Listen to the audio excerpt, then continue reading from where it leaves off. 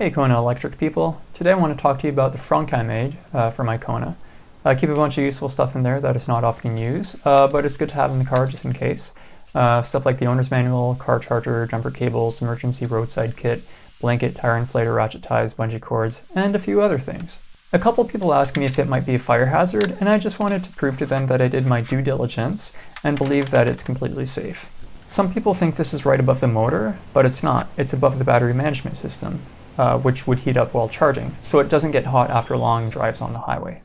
So let's see what temperature it gets on a hot day. My driveway is about 30 Celsius, 90 Fahrenheit in the shade. In the sun, the hood of the car is over 65 Celsius or 150 Fahrenheit. As you can see, the car is charging at 7.2 kilowatts, and the temperature under the plastic tote is 41 Celsius or 105 Fahrenheit. Also note that there's space between the BMS and the tote. I'm going to let this keep charging a bit and check back in a little over an hour to see what the temperature is.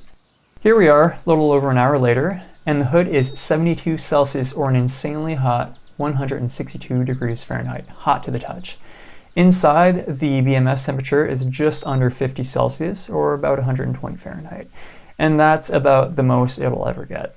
And although I'm not sure what the melting point is of the plastic tote, I can guarantee it's much higher than that. It's also worth noting that I charge my car at night in the shade, so this crazy heat isn't of concern in my personal situation. But that's only charging at 7 kilowatts. What about fast charging, 50, 75 kilowatts? Well, as far as I know, fast charging is direct current, so it bypasses the BMS altogether.